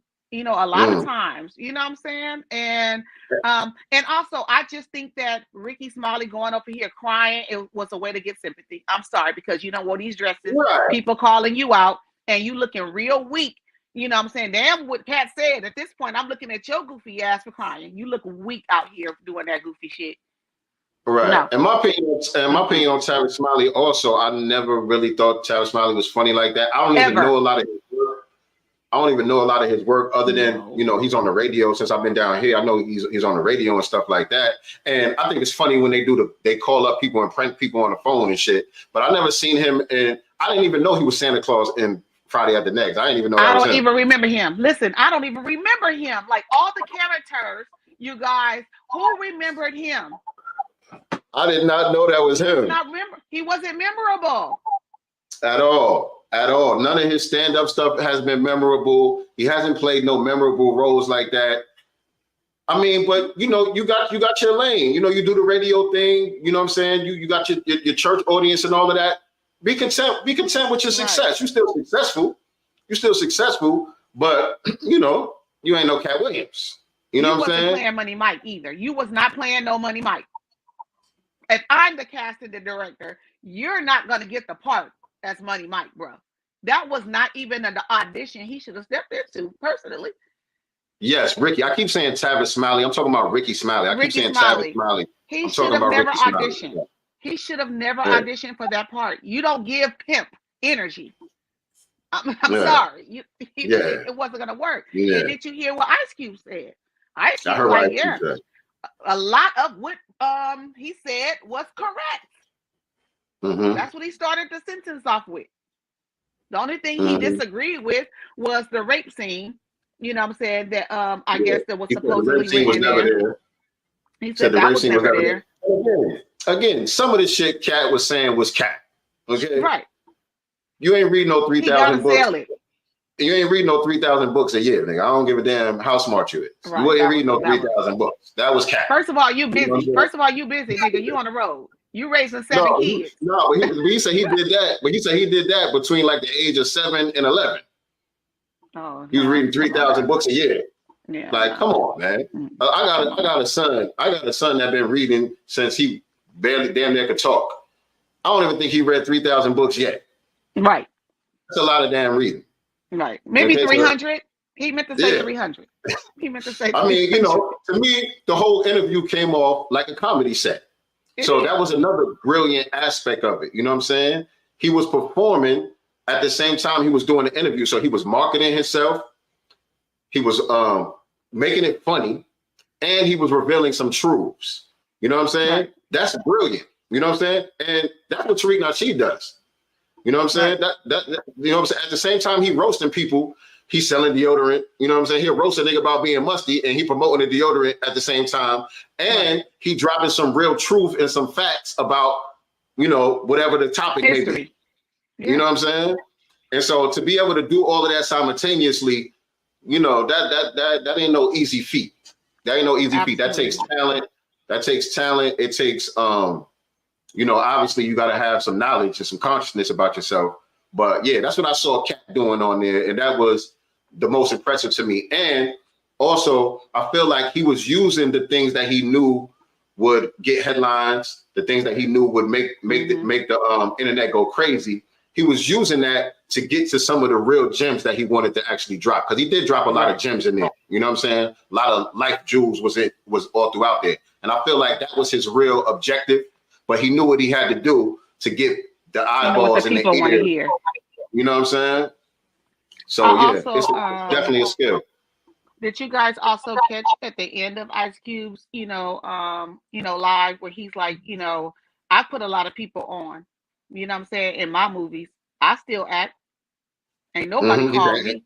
And who, you know what I'm saying, who reached back? Because let's be for real, a lot of these people, you know, comedians we knew of, but once they did those Friday movies and the barbershops and things like that, that really catapulted their careers. Let's be for real about it. And none of them have reached back, clearly. Right. Yeah, man. Yeah, and like he said, I ain't discovered them. You know what I'm saying? I thought they was funny. I put them in the movie, but that did change the trajectory of a lot of their careers, especially Cat. You know what I mean? Because I didn't even realize, until all of this came out, like, damn, that was Cat Williams' first movie. That's crazy. Crazy. That's your breakout role. And Cube let him basically rewrite the script, and then he was only supposed to have a small part, and it turned into a bigger part for him, and he let him basically ad-lib it the whole time. That was brilliant. That was brilliant. Yeah, he understood the assignment. He understood what the opportunity really meant, and more than anything else, he understood his own value. Because now, like what we're seeing. Ever since this whole Color Purple thing came out, and they promoting the Color Purple with Taraji P and the other actress and all these people talking about being underpaid and how they was being treated on set and all of this stuff. What's the girl's name? She was from Orange is the New Black. Oh, I can't think of her name, but I'll tell you in a minute. Hold on. If anybody knows her name, put it in the chat. But she's in the Color Purple movie also, and she was talking about how they ain't have no food on set and all type of stuff. All this stuff that was going on. And she said she wasn't even going to say nothing because she's just happy to be there. She's just happy for the opportunity. She was willing to accept whatever type of treatment just because you're grateful for the opportunity. And that's how they do niggas a lot of times. But what I got out of Cat's story was not only was he grateful for the opportunity, he was going to seize the moment. He was going to make the most out of the moment. He wasn't going to just accept what you're going to give me. Nah, I'm going to show you even more. I'm gonna make this shit even flyer than you thought it was gonna be, because I know who I am and I know what I bring to the table. So let me show y'all. Also, he showed that when he talked about how he took, I think it was $22,000 out of the $25,000 he got paid, and did his own special. Yep. All his specials, he said he funded himself before they even got to Netflix, and Netflix bought them from him. He self-funded all the way through, every last one of them. Right. But he did it from the very beginning. From his very first one, he took the majority, the lion's share of the money that he was paid, and he didn't have no money. He talked about how he got his tooth was broken. He couldn't afford to get his teeth fixed. So he was sleeping at the trailer on the set and all of that. And so he took the money that he was paid and he invested it into himself because he knew what his value was and what he bring to the table. And so he made a great point. Well, how can I expect you to invest in me and you to believe in me if I'm not willing to invest in myself? If I don't believe in myself, let me show you what you're missing by not investing in me. And so he took damn near all the money that he was paid and reinvested it into himself. That's why he is who he is to this day. It's a lot of funny people out there. It's a lot of talented people out there, but it's a whole nother thing when you have that level of self-confidence and when you have your integrity intact, when you're not willing to just accept any old bullshit just to get by. That's what makes Cat Williams great. That separates people, man. When it's not just what you do on screen and on the stage, but who you are as a person on the inside. That's what really makes you into a great icon. Right. Like he said, like Boosie said, when he first got out, Cat reached out to him, to get him some tickets to his show, and then came with $15K wrapped up in a towel. And handed it to him, and he was talking about how he really, really needed it at that time because he didn't have nothing. You know what I'm saying? He fresh out. He's saying right now today, when I see him, I'm giving him $15K because I owe him for that. Like, I wasn't expecting it. Number one, I'm fresh out. I'm thinking he's giving me some tickets to his show. I've been locked up. Maybe he wants to entertain me a little bit, but then to give me $15K wrapped up in the towel on the same night, man. Even some white comics have said it. Yes, I was about to say, have been people coming out in droves. Dion Cole, he did a live, and when he was talking about the Cat Williams thing, he was like, "Yo, how many y'all out there?" Well, I don't even think he called out the people, but he said anybody that interviews Cat Williams, or anybody get a chance to talk to Cat Williams, ask him how much money he gave away over the years. He said it got to be a lot. He said because he told the story about when he did a show. I think he got paid for the show, but you know, whatever he got paid for the show, Cat Williams was in the audience, and he sent the girl backstage with $1,000, gave him $1,000, and he didn't even know where it came from at first. The girl didn't tell him, oh, yo, Cat Williams or whatever. She just handed him the money, and so he like, damn, who the hell gave me $1,000? And so he said he was talking to another comic, and he told him a similar story, and he said Cat Williams was in the audience, so he put 2 and 2 together. You know what I'm saying? And when he put that post up, it had to be a couple of hundred people in the comments saying, oh yeah, Cat did this. Cat did, you know, I DJ'd at the show. He gave me this. I was a model and we had this going on and he paid me this. And yeah, he gave me this opportunity. It was like a couple of hundred people in the comments, different entertainers testifying about Cat Williams' generosity. I said, that speaks volumes right there, man. Right. That speaks volumes right there. That's a genuine person, man. You know what I mean? Go out your way to do some shit like that, because that means you want for your brother the same thing that you want for yourself. You want for your brother and sister the same thing that you want for yourself. He said that on the show, though. He said, why would I come to your city, do a show, make $100,000 and not go at least take 10 to your homeless community? Right. Right. I think, Brother Daniel, you must be way behind. I think he's still responding to when we had old boy on here in the chat. I think you way behind. If you hear this, you might want to hit the fast forward button so you can catch up. But yeah, man, that kept us all entertained for the week. And like I said, there was a lot of gems in there also. So shout out to Cat Williams, man. And also, this is a great opportunity for everybody that was mentioned. I think I think Kevin Hart had a smart response to everything, because I didn't see if he made a video or anything like that, but I know he put out something, either was on Facebook or Twitter, and he just promoted his movie. That's smart. If y'all niggas is smart, y'all use this momentum to promote whatever y'all got going on. You know what I'm saying? He just gave y'all niggas an alley-oop.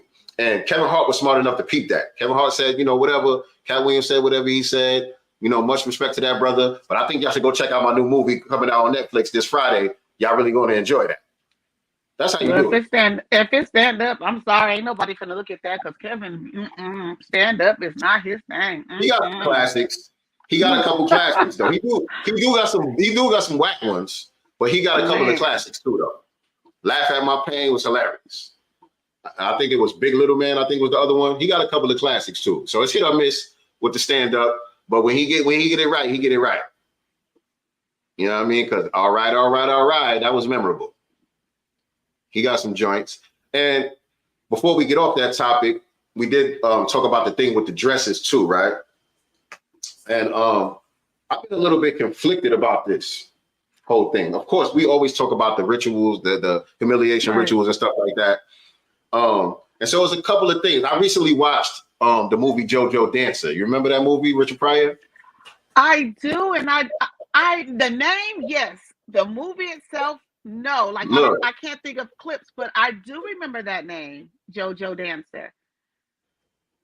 Did that movie come out in the 70s or the 80s? 80s?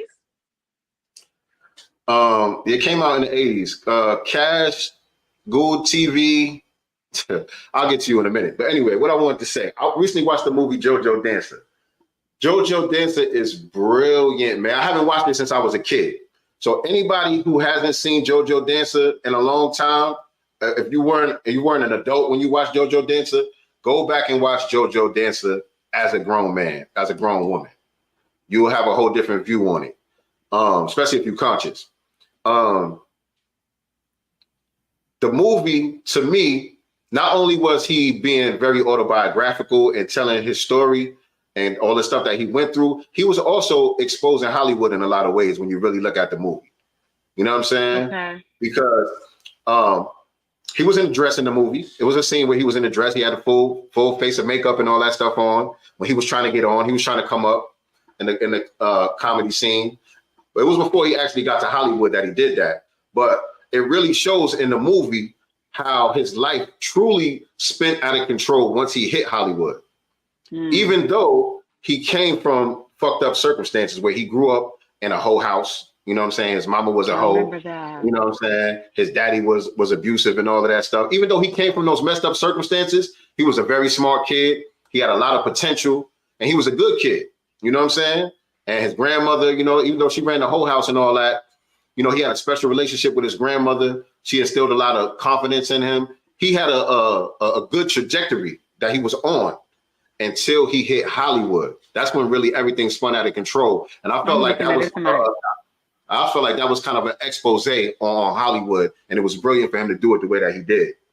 You know what I'm saying? And so that's why I said I was a little bit conflicted about the dress thing, because I'm like, okay, so how do I feel about Richard Pryor now? Because I see people on social media saying they're showing the Dave Chappelle clip when he did the thing with Howard Stern. The Howard Stern look-alike thing. The skit with Howard Stern look-alike, and he was playing the black girl that's on the Howard Stern show and all of that. And there was another movie that he did where he had on some women's clothes or whatever the case may be. And I seen a lot of people posting that, saying, "Oh, I thought Dave Chappelle said he never would dress." I don't remember. He never said that though. He never said that. He talks about the rituals of Hollywood, though Hollywood, as I call it. So he never said that he didn't do it. He spoke about the rituals that come after that. Same thing with the actor comedian Brandon Johnson, I believe. He said the same thing. He did it in Big Mama's house. So they're talking about what happens to them after the fact. Hence why you know Dave Chappelle had that mental breakdown. We know for sure Martin Lawrence had a mental breakdown at some point. So I think that, you know, that correlation is definitely real. Same thing with Richard Pryor, though. He got heavily into drugs, allegedly into some, you know, gay relationships and things like that. You know, could that have been due to Hollywood? More than likely. Right. And so that's my thing. So, because now I'm seeing people, and certain people that I respect even, saying, oh, I guess this is their first time seeing those clips and stuff like that. And so now Dave Chappelle ain't in my top 5 no more. You know what I'm saying? After seeing this, he's not in my top 5 no more. So I'm saying, so what are you basing your top 5 comedians off of?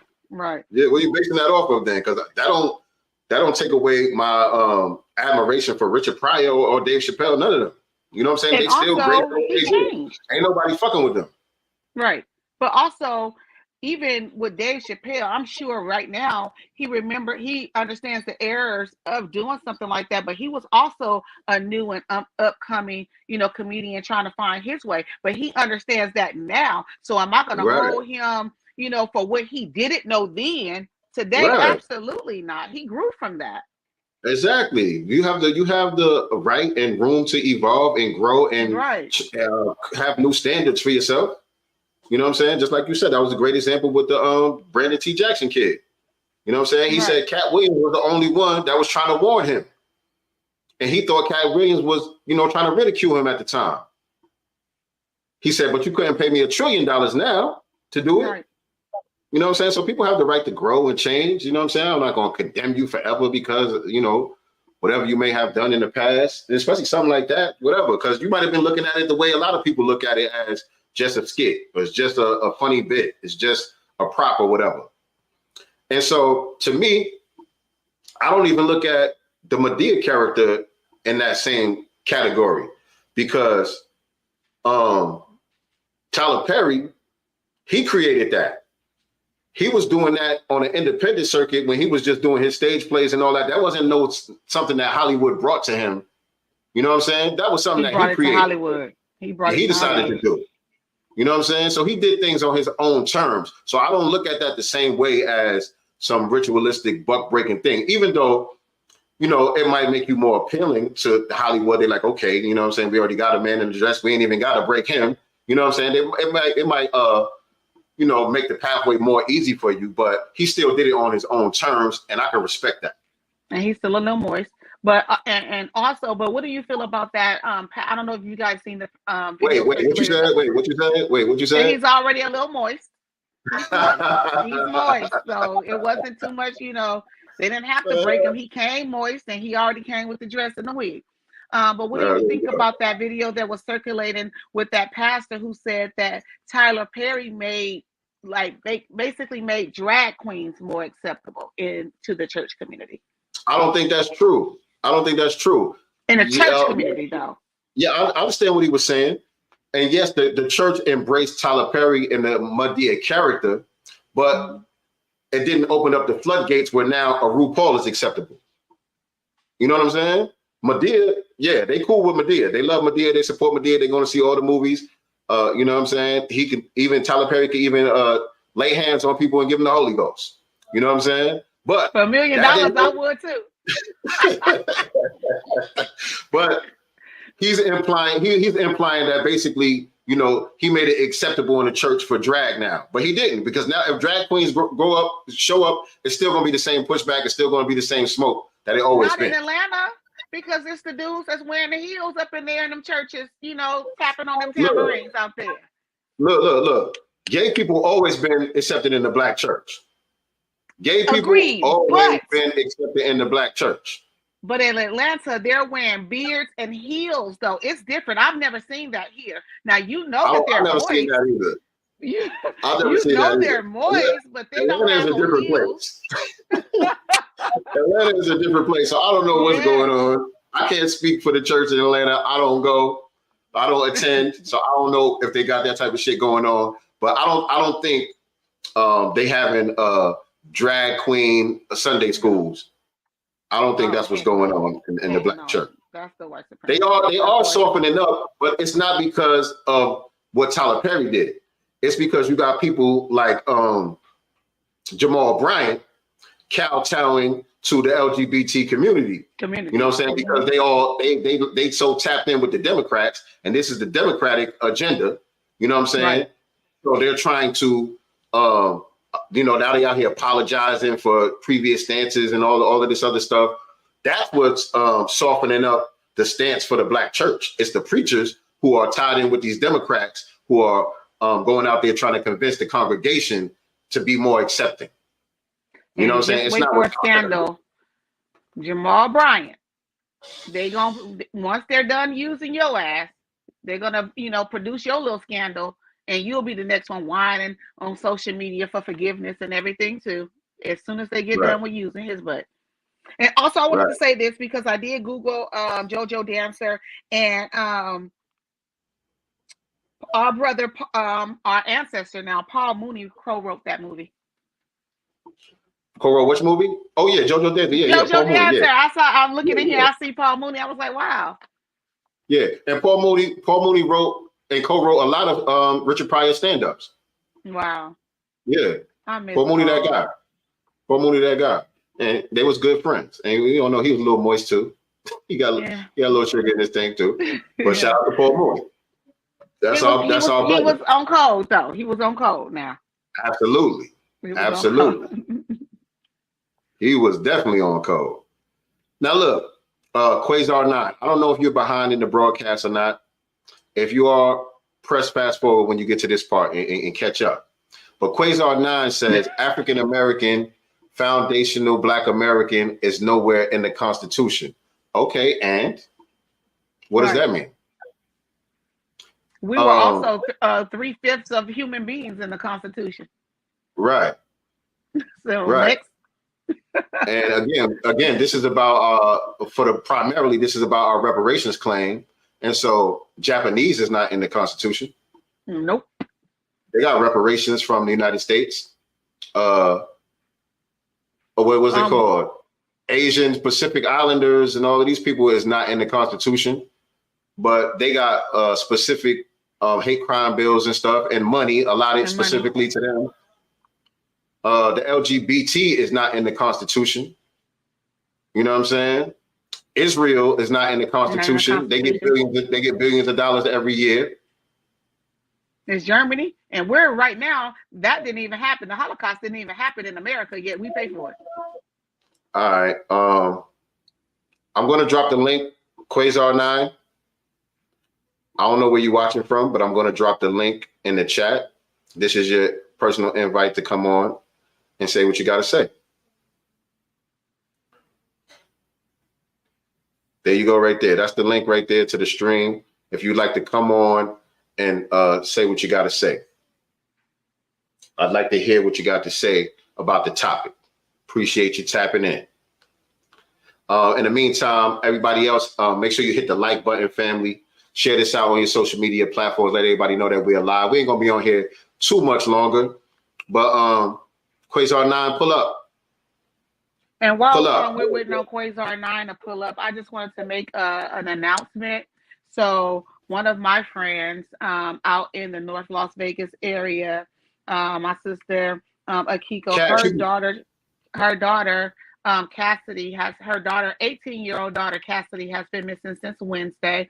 I will be sharing a post on my Instagram. If you are in the Las Vegas area, or maybe she, is no longer in that area, maybe Cali, because that's where they're from as well.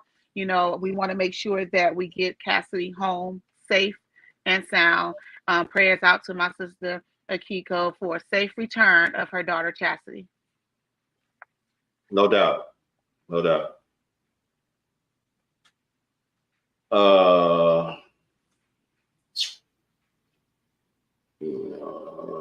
I don't know how to say your name. I think it's Cash God TV. That link is for you also too. You can pull up too.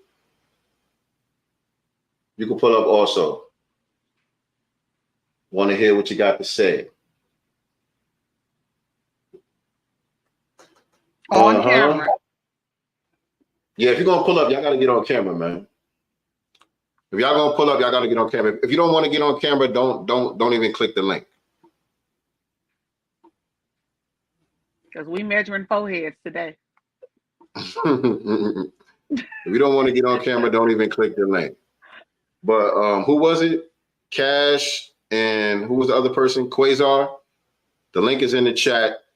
If y'all willing to get on camera, click the link and let's chop it up. There you go. And so I want to let I'm still on my fast, by the way, y'all. I'm in weekend. I'm at weekend. No water and coffee is what I'm doing right now. But I do sun up to sundown basically. So yeah, it's almost that time for me to eat. I can't wait. Every day I'm doing 14 days. I'm doing 14 days. And I'm already a week down. Yeah. How you feel? I feel great. It's not bothering me right now. I mean, the first, few days, but now it's a no-brainer. It's nothing for me. And I only drink, I drink Rise, but I drink 1 cup of that per day, and the rest is just water throughout the day until I can eat. And I only eat once a day. Okay. What's the current topic right now? We just kind of shooting the shit right now. We was talking about Cat Williams, some of the topics that Cat Williams had touched on. We kind of touched on that a little bit, and but the main topic is which terminology should we use to identify ourselves, African American or foundational Black American, and why? That's the main topic right there. That's the reason why I invited those two brothers to pull up and give their take on the main topic, because they seem to disagree. And we don't mind when people disagree, but it don't look like nobody wants to pull up and say what they got to say. So I guess I don't know. Dandelion, your hate of Tariq Nasheed has you people acting illogically, right? That's the thing. Yeah. That's the thing, right? It's only because y'all don't like Tariq for whatever. You don't like his delivery or whatever it is about Tariq Nasheed. But forget about Tariq Nasheed. What can you say about the facts? Because I was about to say it's not an ideology. What can you say about the facts? Because you're watching while you're at work. Okay, all right. What country did your family flee from, Cash? What country did your family flee from? If you could type that in while you're making your deliveries, if you could type that in there real quick. What country did your family flee from? Just not Uber Eats. Interested to know. Not Uber Eats. That's what to know. That's what to know. But we ain't gonna be on here too much long anyway, man. Jeff Epstein. We gotta talk about that before we get out of here. Oh. Jeffrey Epstein. So y'all know they've been teasing the list for about a couple of months. Oh yeah, the list is about to come out. All the people that was on Epstein Island January 1st. Then they pushed it back a couple of days and all this stuff. And so basically it stemmed from a lawsuit from, I forgot the girl's name, but she was suing Ghislaine Maxwell and I guess her estate. So she was an alleged victim of the trafficking that was going on with Epstein and Ghislaine Maxwell and all of that. And she was suing to have the names released or whatever the case may be. And the judge decided to release the names because most of the names were already public anyway. So a lot of names, they put out like, it's so much, I couldn't even go through it. It was like, you got to really be super interested to take that deep dive into it. But they did that on purpose just to just flood it with everything. But some of the names that we already knew, Bill Clinton, Hillary Clinton, Donald Trump, who else was on there? Bill Gates. The usual suspects. Yeah, a lot of the names that we all been discussing already since this whole time that we already knew, their names was on the list or whatever. But like I've said on social media and like a lot of people have been saying, ain't nothing about to happen to none of them. You know what I'm saying? They ain't about to do nothing to none of them. You know what I mean? This was just, I guess, some clicks for the mainstream media. Some clicks for them. Another distraction. You know what I mean? And let's go back to Cat Williams, though. He said the Chris Tucker from Friday is, we got, what did he say? We don't have the Chris Tucker from Friday anymore. We got Epstein Island Chris. I was like, yo, Cat, did he say that? Yeah, we could do that, Cash. If you got time to pull up, we could do that. Yeah, that was funny. That was funny. And that was the thing about the whole Cat thing. He made everything funny. You know what I mean? But yeah, with the Epstein thing, I forgot what it was that made me curious about it. But I wanted to know how he got all his money in the first place, right? Oh yeah, I know what it was. Because the white girl from ABC News, I forgot what her name is, but one of the anchors from ABC News, it was a clip of her where she was behind the scenes, but she was on the hot mic. And she was talking about how they had the story 3 years ago. A couple of the victims, they had pictures, they had all type of receipts about all these big name people that was on the list, the Clintons, all type of people. She was like, we had this story 3 years ago. They refused to air it. ABC News refused to air it. And she was like upset, like, damn, yo, this was my big story. That was like, her break. Y'all wouldn't let me put this shit out. You know what I'm saying? And so that story was floating around. And one thing that she said was, well, he makes all his money by blackmailing people. You know what I'm saying? And so I was like, how did he make all his money? You know what I'm saying? So I started looking into a little bit of his background and all of that. And this dude, do y'all know he don't even got a college degree? Jeffrey Epstein dropped out of college and he ended up being a math teacher at a pretty prestigious school. For a lot of Jewish kids go there. You know what I'm saying? He comes from a Jewish immigrant family, by the way. You know what I'm saying? But he was a regular kid, went to regular school. You know, he went to college for a little while, ended up dropping out and became a math teacher. I thought you had to have a degree to be a math teacher. I thought so too. You have to graduate college for that. And get your teacher credentials and all this stuff. Right. That's what I thought. I didn't know you could be a college dropout and be a teacher. But he ended up being a teacher. And supposedly he lost his job because they said he was a bad teacher. The guy that fired him said that he let him go because of poor performance. Well, he didn't even have the education. Right. He wasn't. How'd you get there in the first place? Yeah. You surprised he had poor performance? You hired a nigga who was a dropout. Right? Exactly. Inheritance and illicit activity. So that's the thing. These people just have a lot of connections, nepotism, stuff like that. You know what I mean? They do the least and receive the most. Right. You know what I'm saying? And so allegedly they claim that one of his former students was the son of some big banker or whatever. And he ended up tutoring that kid or whatever the case may be. And then the dad hired him because he was so good at math. The dad hired him to be one of his money managers or whatever. And so he made a lot of money doing that. And he became the money management person for this big investment asset holdings firm. And these are all the same people who are now being sued in the class action lawsuits from the Virgin Islands. They got to pay the Virgin Islands like $70-something million. They got to pay JP Morgan and Chase. They got to pay that other company that he worked for, like 3 different companies, all part of this class action lawsuit. And they had to pay up to the victims and to the Virgin Islands. And I was wondering, like, okay, he owned 2 islands. So I'm trying to figure out how the Virgin Islands get to claim anything,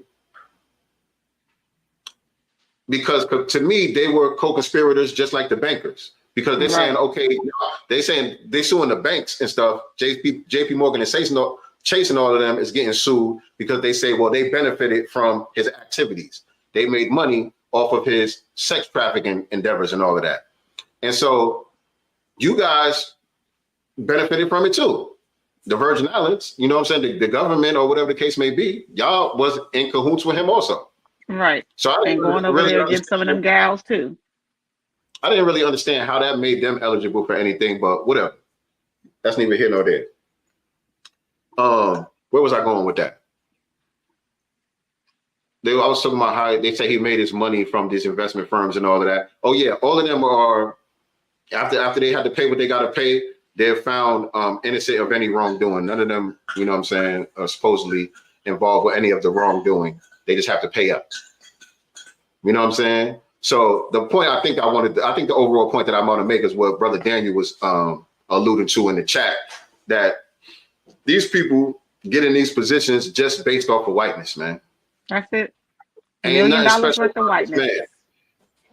Look, they said he was worth about $500 million, right? Like 500,000 or something like that. You got quite a few black celebrities now who are worth that and more, but they don't have nearly as much power as Jeffrey Epstein had. You know what I'm saying? Like, this man was pulling a lot of strings. You know what I'm saying? You with the Prince of Wales and the Duke of this, and you know what I'm saying? The most highest levers of power you got access to all around the world. You know what I'm saying? And so it's not because you worth 500 million. Kanye was worth more than that. You see how they did him overnight? You know what I'm saying? Bill Cosby worth about half a billion or something like that. See how they did him? 4 years. You know they locked him down for 4 years.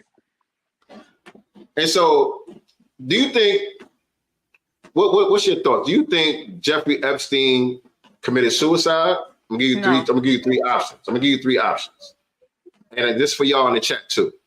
Do y'all think Jeffrey Epstein committed suicide? Do you think he was killed or unalived? I hated that word, but I just figured out why people were saying unalived. I guess because of the algorithm. So I'm like, oh, okay. My dumb ass didn't realize why everybody started saying unalived. I was like, why is everybody saying unalived? But do you think he was unalived, or do you think he's actually still alive and they got him in hiding somewhere? I don't think that he's unalive. I think they have him, they gave him a pass. You shut up. We're going to put everything up on this Israeli, girlfriend of yours. We're going to make her the fall guy. She's going to sit, you go on and do your thing, but you have to, maybe even some cosmetic surgery. I don't know. For me, what made me believe that was when all of a sudden the surveillance cameras inside of the jail were mysteriously not working, and just all these little things, because he walked out. That's my conjecture. He walked out. They had to turn the cameras off because he walked out the back. What y'all think in the chat? Shout out to Brother Ish. What y'all think in the chat? Do y'all think he was unalived? He unalived himself, or he's still walking around here somewhere with a new face? Because I think they hiding him somewhere. I think he got some plastic surgery, and I need to see some footage of Ghislaine Maxwell in somebody's prison too, because she might be free too. They probably chilling both somewhere, still trafficking like nothing happened. That's what I think. Now is our friend coming in? Because I'm hungry. It's time. I can eat now. Ain't nobody coming. Ain't nobody pulling up. I can eat. Ain't nobody pulling up. You're hungry, and I gotta go cook. Yeah, we about to get out of here, family. So my sister could go eat. She about to break fast. What you eating, by the way? I have no idea. I have to go to the store. I haven't cooked or taken anything out. I need to grocery shop, but I'm going to get something that I have to cook. So part of my fast also is that I'm not going to buy any fast food or go to any restaurants during this fast. I will be cooking at home. Like no fast, no restaurants, nothing. I'm like really trying to be disciplined. Good point. Brother Daniel Epstein had derived power from entities greater than the nations he operated in. His power, while not absolute, transcend nations. He's likely on one of his friends' islands. Period. David Copperfield got 11 for him to choose from. And that other dude who was on the list also, who was the CEO or the president of Virgin Records or whatever it's called, Virgin Records. Forgot his name, but he got a couple of islands too. And he was on the list also. And so, yeah, when you read the stories about the people who are on the list, mainstream media is going out their way to cape and saying, yo, this doesn't mean that they were involved in any criminal activity or whatever. Yeah, they're associated with him, but that doesn't mean that they were aware or they knew or they participated. So he was by himself doing all this. He was a lone wolf. Right. He was a lone wolf. Aren't they all? You know. He was a lone wolf. Nobody knew nothing. Wolf. He's a criminal mastermind and a lone wolf. Nobody knew anything. And for some reason, he just connected with all the people who could have protected him, but he didn't need their protection because they didn't know what was going on anyway. Right. Their hands are so clean. They were just, he did it right under their noses, fooled everybody. Speaking of lone wolf, you guys know that there was a mass shooting at a school last week in Utah, if I'm not mistaken, and the suspected white supremacist killed a sixth grade black boy, black child. Yep, and black injured child. A few other people. Mm-hmm. Yeah, and he didn't even go to this school. By the way, he used to go to this school. He's a high schooler. I think this was a middle school or elementary school or something like that. So he went to the school years ago, which is strange. He went. Why did you target? A grade schooler or something like, but I heard that he has some messages on Reddit and stuff like that, some anti-black, messages and things like that on Reddit and some of those other, but they don't know platforms. But they still don't know what the motive is, even though he made a reference to, so I forgot what the song was, but it was a song that was associated with the Columbine shooters as well. Mm-hmm. So he seemed to be giving props to the Columbine shooters, but they don't know what the motive was. And he seems to be a lone wolf. He's not connected with anyone else. He acted alone. Ooh, these lone wolves. Yes, indeed. Yes, indeed. And so, fam, we appreciate y'all rocking with us today, man. We got to try to shorten these broadcasts up, man. Because you know what I realized? Good. But you know what I realized, though? The Cat Williams helped me realize this. We're going to have to shorten these things up. Because Cat Williams had the most fire content on social media over the past week or so. And the fact that it was 2 hours and some change, a lot of people was complaining about it being so long. And so I'm saying, damn, if they're complaining about that being that long, then that's the reason why our views be so damn low. Our shit is too long. We be doing like 2 hours for sure. See, so the fam don't mind tuning in live. They'll rock with us live, you know what I'm saying? Because they are part of it. You know what I'm saying? They here with us. You know what I'm saying? So they don't even feel the 2 hours. But if somebody want to check out the replay, the minute they see, oh, this broadcast is 2 hours long, they're like, I ain't about to watch this shit. You know what I'm saying? So we're gonna have to tighten some things up around here. Maybe Bucci Bear can help us out with some content creation pointers. No. Bucci Bear, let us know, how we can do better with the content. How we get more views. I know you got to put Tariq Nasheed's name in the title, right? You got to put Tariq Nasheed's name in the title, probably on the thumbnail or something like that. Help us out, man. We got to get these views up, man. We got to get these views up. The algorithm is not very friendly to us. You know what I'm saying? We be using all the wrong terms, all the banned words that we're not supposed to say on social media. We got to get it. We got to get it together. Nyctee. We got to get together. Tell my nephew his book will be there tomorrow. You heard, son? Nyctee talking to you. Your book will be there tomorrow. I sent you an Erecta Sunset gift. Thank you. You're welcome. All right, fam. So yeah, we're gonna go on ahead and get up out of here. We will see y'all, I think, on Wednesday. I don't remember. Gotta look at I think we're gonna see y'all on Wednesday for another episode of the Black Business Showcase. If you didn't check out last week's episode, make sure y'all go check that out. We had the sister Tiffany, my aunt, on last week. That was a good one. If you haven't seen that, make sure y'all go check out the replay to that. Again, go to www.godcastbooks.com. Order 7, the Super Hebrew Volume 1, 7's Big Move, and make sure you stay tapped in with us. Wait, so you can be aware. The activity book. The activity book. Well, you tell them. There is also a 7, the Super Hebrew activity book with word searches, crossword puzzles, all that. Can y'all hear him? Yes. Y'all can hear him? Okay. Mm-hmm. And Dad made it himself, right? We all did. We all contributed. We all contributed. Actually, Nyctee Gurl is the brainchild of the activity book. That was Nyctee Gurl's idea. Great idea, by the way. And so, it's yeah, called the 7, the Super Hebrew Boredom Buster. Yeah. Activities book. Boredom Buster. Yeah, so you can get the kids off the electronics. You see he got his Nintendo in his hand. We can get the kids off the electronics for a little while, get them to actually use a pencil and some markers and crayons and stuff so they can do the word searches, to connect the dots, color in pictures and all of that stuff. You know what I mean? So they can stop looking at screens all the time. It's something fun that they could do to kill the boredom. So y'all stay tuned for that. We'll let y'all know when everything's going to be available, when we're going to be running the pre-orders, all of that good stuff. And so, again, we appreciate everybody tapping in with us, family. That does it for today's episode of Sincere Love, the Godcast. I feel like I'm forgetting something. And remember, we are not the master teachers, but we are the master students and signal boosters for the voices of the new Black media. Peace and Black love. We out. Yeah, like that. Let's see what's in the God's mind. Listen.